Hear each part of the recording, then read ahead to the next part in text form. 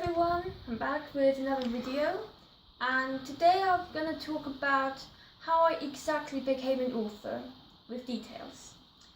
So first of all, I'd like to tell you about how I started writing. So that was in September 2017, and the way I felt was I was just really surprised and happy that you can actually become an author even though you're not 18 yet, because I used to think that you can only be an author once you're an adult, because I was like, it's a job, so kids really shouldn't be doing it. That's how I thought. But when I read that kids can be authors, I thought, why wait? Let's do it sooner. So I had this writing book, and I was writing another story at the moment, a fan fiction story. So I thought, well, I'll just quickly finish my fan fiction story and then I'll get on to writing a book. So now I'm gonna just find the prologue and read it to you. Like, not all of it, just like a little bit. So the actual story is totally different from the prologue. Like, the first draft is totally different from the finished book. So there's lots to like here, so I'm just gonna read a little bit. So this is the prologue, the first draft of Firebreath Golden Promise.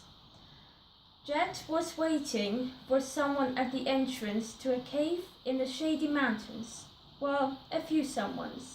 He paced back and forth, lashing his black starry tail and scattering grey rocks, not knowing what to do. Come on, he thought irritatedly. Where are you all? Does it seriously take that long to fly from the mystery river to the shady mountains? He abruptly turned around and squinted at the sky. He thought he heard a voice. Jet looked a bit harder and saw a chocolate-brown dragon gliding towards him. A few moments later, the black dragon recognized Silt, the plump earthling who seemed to be grumpy all the time. Silt landed a few meters away from Jet. You wanted me? Silt growled. Jet nodded. Yes, Silt, but I want to wait for the others to revive first. The earthling responded. Jet took a step back. He felt a bit nervous around Silt, as his temper was rather unpredictable. So yeah, this is just a little section of the first ever prologue, and it is totally different because there is no acorn in here, there is no hatching of the Dragoness of Peace. It's basically just a bunch of dragons discussing the Golden Promise, basically. So then if I flip over to chapter 7, which is completely different, I think, from the one that's in the final book. So I'm just going to read a bit. Kill her, the impatient voice hissed in his ear. Kill Moonstone. Acorn couldn't let this happen. No way. No, he managed to shout. You will not kill her, and neither will I. The impatient dark grey dragon bared his yellow teeth and snarled angrily. Oh, but I will, or you will. He flicked his long tail, and the dragon, blue as the coldest ice, stepped out of the shadows. The blue dragon gave Acorn a look that clearly said, Moonstone dies or you die. Acorn shivered under his look, but bravely covered up his fear. He took a step forward towards Moonstone, who was shouting curses as she tried to free herself from the yellow dragon's grip. The yellow dragon was digging her claws into Moonstone's arms and back. Acorn had to bring her to safety to the treehouse before it was too late. At least the others are safe at Xanthoria's treehouse. Acorn had to buy himself and Moonstone more time. He needed to think of a good plan. He looked Snarling Mamba directly in the eye. Why do you even want Moonstone to be killed? He spoke bravely. She is nothing interesting. Only a magicus dragon with no royal blood whatsoever. That spun the great dragon slightly off course. He couldn't believe what he was hearing. Only a magicus dragon, he thundered. Magicus dragons are very rare. I shall get 5 chests of gold for her stuffed body. He paused for a moment, glaring at Moonstone, who called him a very rude word. So yeah, that was a section of chapter 7, which in the actual book is very different. I don't even remember writing this, because that was so long ago. So, yeah. So then I was typing the story on the big computer, the full story, and that took me over a year. because at school and after school activities, and I couldn't type non-stop. So then I contacted a few publishers, which included a London-based publisher, Austin Macaulay, and I sent them the sample of my manuscript, the first few chapters, and they were really interested. So I sent them the whole manuscript, and I could not believe the email they sent back. They said that they are willing to publish my book. I was just so happy because this showed that my writing was really good.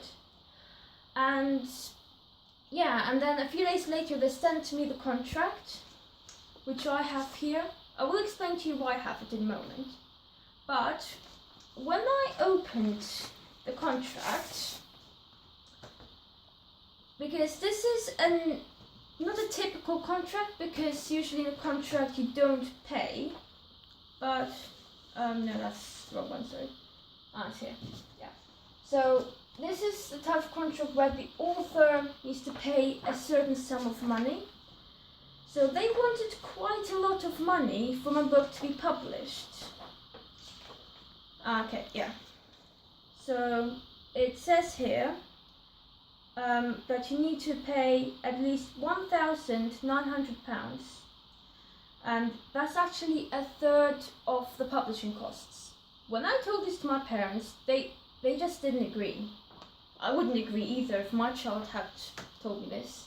So I had to tell Austin Macaulay that I'm sorry, but I'm not interested in publishing in you because kind of went a little much.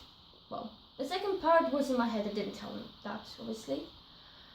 But, well, they didn't ask me to send the contract back, so I'm kind of keeping it.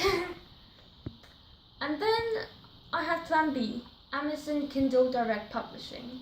I have looked at that, but I decided, let's just see what the publishers say first. And then I actually did it with the help of my dad, so we used his account to publish my book, so yeah. And as we were filling it out, it actually took us over 2 hours to publish the Kindle edition, because you had to fill in all the details, find all the different numbers that were in different documents, and yeah, but in around 2 hours it was successful Kindle edition on Amazon, and then a few days later the paperback edition was Amazon, but then I had to make some changes, and I think the changes are okay now. So yeah, this is a story of how I became a published author, and yeah, it did take 1.5 years, but I'm proud of it, because nothing in life is easy. So yeah, I hope this inspired you to become an author as well, or maybe a friend of yours wants to become an author but they're not quite sure of the work involved. This video is, I think, good to inspire people. So yeah, hope you guys enjoyed watching this video. Please give it a thumbs up if you liked it, and comment down below if you have any other opinions other than you liked it, and if you have any requests, like what kind of other videos should I do. And if you haven't subscribed yet, please do, and yeah, turn on notifications so you won't miss any other videos that I'll upload. And please share my channel with your friends and family. Thanks for watching, bye!